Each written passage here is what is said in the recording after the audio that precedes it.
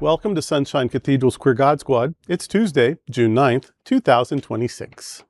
I am Bishop Darrell Watkins, the Senior Minister of the Sunshine Cathedral, here for the Queer God Squad.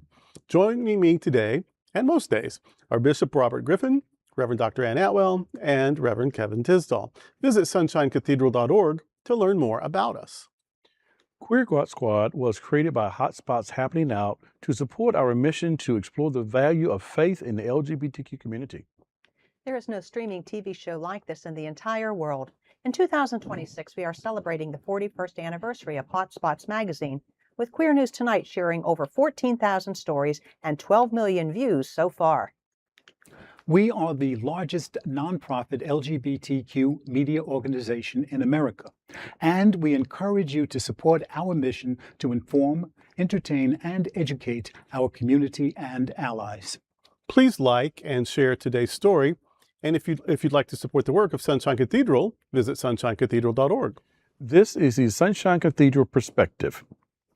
Western far-right groups back anti-LGBTQ plus Ghana conference. Last month, the Ghana Parliament scheduled the African Inter-Parliamentary Family, Sovereignty and Values Conference, an event criticized for promoting anti-LGBTQ plus agendas under the guise of African cultural values. Organized and funded by Western far-right Christian nationalist groups, specifically Family Watch International and Christian Council International, the conference aim was to push a transactional anti-right movement. Critics, including scholars and human rights groups, argue that these Western organizations are weaponizing African concerns to advance their own agenda, which includes mandates against sex education and abortion, while disregarding the continent's historical diversity. The conference aligns with ongoing efforts in Ghana Parliament to pass the Human Sexual Rights and Family Values Bill, which threatens to criminalize same-sex relations in their promotion. Despite facing controversy and pressure from right advocates, the event is proceeding in a local megachurch, mirroring tactics used in the previous anti-LGBTQ plus summits across Africa. Well, as I always say, follow the money. No doubt that money is backing all of this from the West. And I think it is really, appalling and shame that that they are allowing this group in to really manipulate their culture. It's really, or to even endorse or impose, but not allowing the local people to say, this is what we believe, this is what we want. But again, I think we really have to continue watching these far-right Western groups, because that's where the whole anti-right movement comes from, the anti-LGBTQ stuff comes from, and anything that does not align to their beliefs or their beliefs, not even traditions, just their beliefs. And I think pushing such a conservative agenda is dangerous anywhere these days.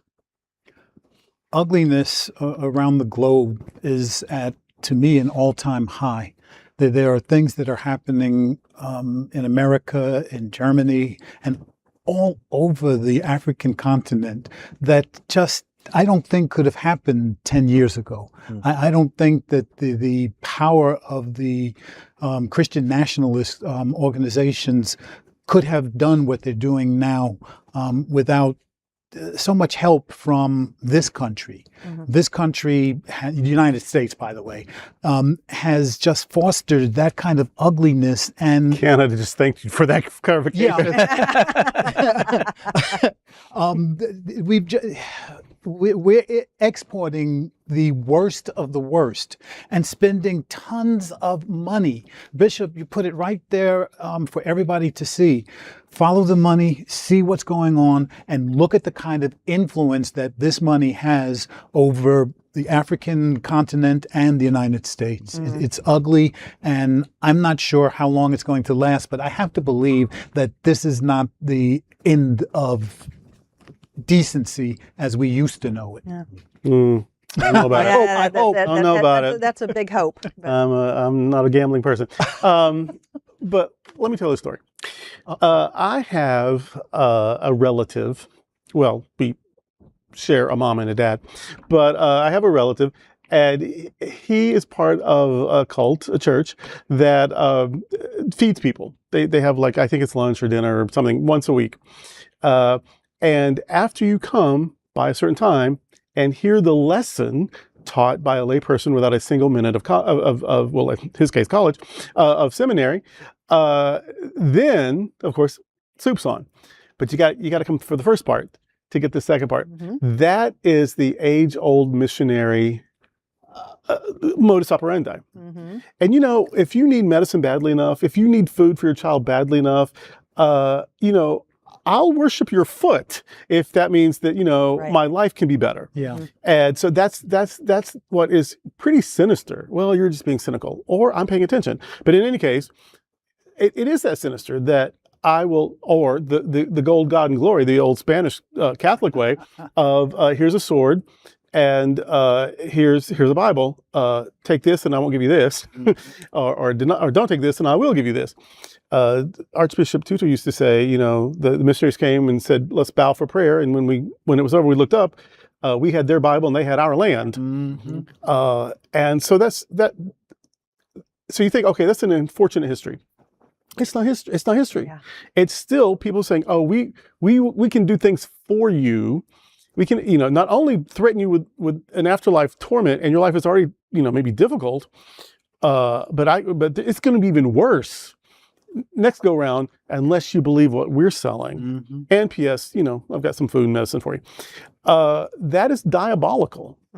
That is diabolical. And I was listening the other day. I forget what parliament it was. It was a woman speaking to parliament. I guess maybe she was the speaker. I don't know, but she was part of parliament, and she was giving this impassioned speech about, you know, the evils of the West and homosexuality. And she was like, "That is not what Africans want. That is not our culture. That is not our history." And I just started laughing because she's saying all of this in English. Right? They don't hear She's themselves. using a language that is not native to their history and culture to defend her history and culture. I'm like, sister, no, I'm not with you here. So these so-called Christians, with their Trinity and their Bible and their sacraments and all this and their salvation. Trinity Sunday was not too long ago. It was just last month, and we talked about the experiences, not the different beings, but the various experiences of being, and we identified with this Trinitarian imagery, and that what the imagery amounts to is light, love, light, and the breath of life.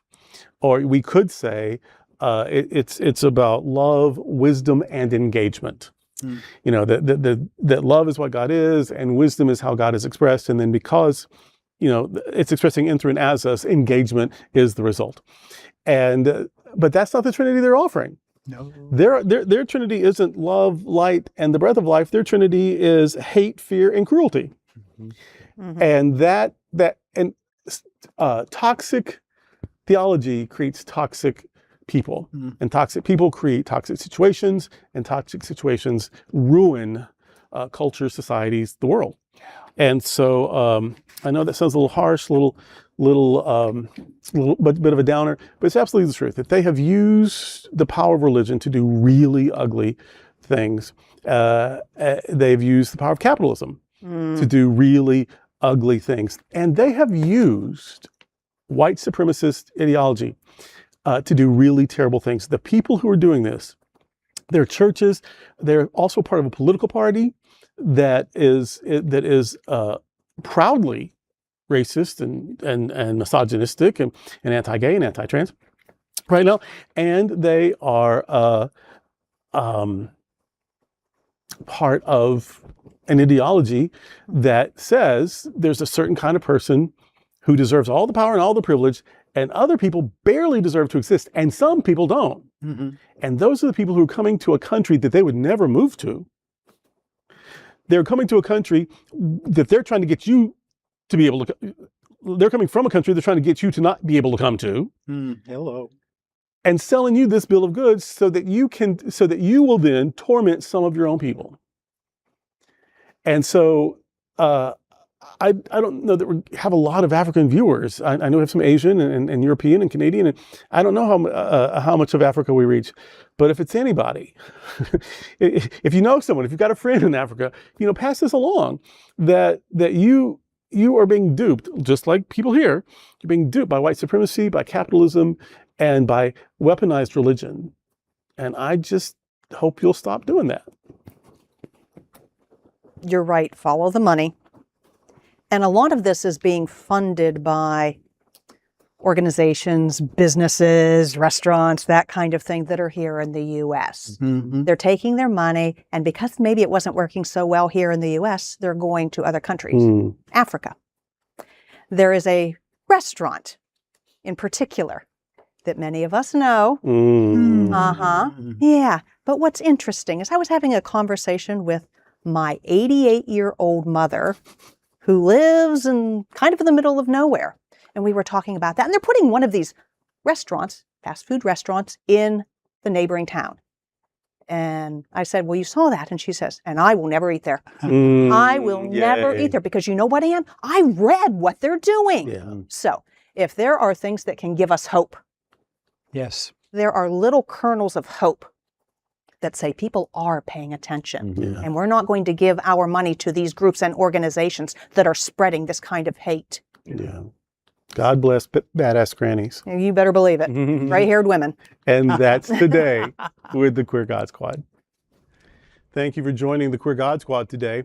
We're here daily at 3 p.m. to have some fun and to discuss what our LGBTQ community is talking about. Please like and share this and other episodes of the Queer God Squad. Sunshine Cathedral is the world's leading progressive queer church. Progressive, queer, and God are words that naturally should go together. Remember that we are all in this together, and also remember, you are God's miracle, not God's mistake. Until next time, we are the Queer God Squad.